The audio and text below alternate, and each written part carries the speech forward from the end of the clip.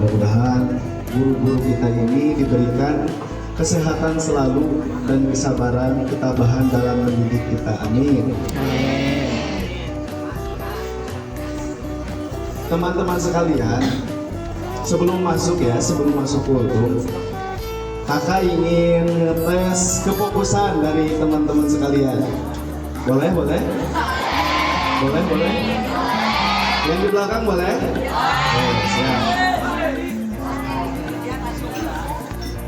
Yang belakang bisa? Begini, ketika kakak bilang pagi, kalian tepuk tangan 1 kali. Bisa? Contoh, pagi. Kalau kakak bilang siang, tepuk tangan 2 kali. Siang. Kalau kakak bilang sore, jangan tepuk sore. Jangan tepuk tangan sore. Jangan tepuk tangan. Kalau malam, kakak bilang malam. Gini ya. Dulu ya. Bisa? Coba tes. Pagi. Siang.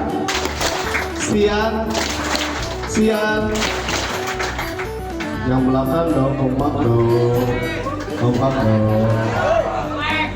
Melek. Paruwasa. Malam. Oke. Malam. Siap. Itu tes kefokusan. Pagi. Sore. Fokus ya, Bapak. Oke, baik teman-teman. Perkenalkan, nama kakak di sini Deden Dinar. Siapa cenah? Deden Dinar. Wow, nah, kita kudu wow lah. Tak kenal maka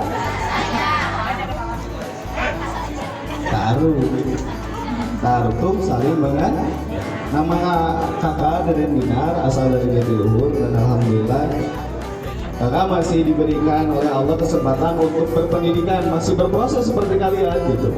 Masih berproses dalam pendidikan yang mungkin lebih tinggi daripada kalian. Istilahnya juga mahasis. Kalian masih sis? Kakak mah udah mahasis? Mudah-mudahan kalian tidak mahasiswa. Amin. Ini teman-teman, kita bertiga di sini nanti sama kakak-kakak yang lain membahas secara umum. Itu pertama ada tiga tentang urgensi atau kenapa sih kita harus belajar. Kita akan membahas tentang ilmu, yang kedua membahas tentang akhlakul karimah, yang ketiga membahas tentang keterampilan atau kreativitas. Tapi berhubung takutnya waktu terlalu lama, jadi di antara tiga ini poin-poinnya tentunya bukan hanya sebatas kakak sendiri yang menyampaikan, tapi teman-teman dari kakak-kakak dari STAI Dr. Haizul Mutaki. Jadi ya kakak kita dari STAI Dr. Haizul Mutaki. Teman-teman sekalian, gitu loh. Kita oleh Allah Subhanahu wa Ta'ala diciptakan dan keluar ketika bayi dari rahim seorang ibu. Ini sekaligus tanya, apakah kita tahu akan segala hal ketika pas lahir? Tentu tidak. Ada yang tahu ketika baru lahir apa segala hal gitu? Ajaib ya kalau misalkan. Kakak rasa itu tidak seorang pun memang mengetahui ketika lahir. Kata Allah sendiri kan la ya'lamuna syai'a. Ketika kita turun dari perut, artinya keluar, dilahirkan. Ya, dilahirkan. Kita tidak tahu apapun. Tidak mengetahui pengetahuan ataupun ilmu. Tapi Allah Subhanahu wa Ta'ala begitu rahmahnya, sifat rahman rahimnya, Allah memberikan mata, Allah memberikan telinga, Allah memberikan tangan, Allah memberikan kaki, yang semuanya sebagai alat untuk mengetahui segala sesuatu. Contoh, ada yang tahu ini apa? Besi ataupun bir? Benar salah kira-kira? Benar. Benar salah? Benar. Menurut kita benar kan? Kenapa bisa tahu? Kenapa bisa tahu? Karena kita bisa mendengar dari orang lain ataupun bisa menyaksikan secara langsung, sehingga kita tak. Nah, itulah sebuah pengetahuan. Jadi pengetahuan yang Allah berikan itu muncul dari apa? Dari penglihatan, dari pendengaran ataupun rasa-rasa lain, dan ditambah dengan proses pembelajaran. Nah, salah satu aspek pembelajaran ataupun proses pembelajaran adanya di sekolah. Kita membahas secara spesifik untuknya itu tentang ilmu pengetahuan. Gini teman-teman, hidup tanpa ilmu, ya, hidup tanpa ilmu seperti kita berjalan di ruang yang sangat gelap. Hidup tanpa ilmu seperti kita berjalan di ruang yang sangat gelap. Setuju nggak? Karena di dalamnya kita akan meraba-raba tanpa kita ketahui, dan tujuan kita akan gelap seperti kondisi itu. Jadi kita tidak tahu kalau misalkan kita tidak punya ilmu. Terus kefokusannya pagi, sore. Jadi gitu ya, hidup itu harus punya ilmu. Kenapa harus mempunyai ilmu? Kalau seandainya tadi dianalogikan ataupun disemisalkan dengan kita berada di ruang gelap tanpa adanya senter, tanpa adanya lentera, maka ketika kita ada dalam ruangan gelap itu, ketika kita jalan mungkin ada ketakutan yang contoh injak paku. Beda halnya dengan orang yang punya center.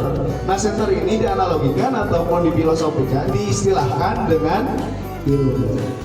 Makanya orang-orang yang berilmu, orang-orang yang katakanlah kesuksesan menurut kita, orang itu sukses. Orang itu sukses melalui sebuah proses. Dalam prosesnya ada sebuah ilmu. Ada sebuah restoran yang sangat sukses, banyak pelanggannya. Ternyata dalam kita membuka sebuah usaha harus ada ilmunya.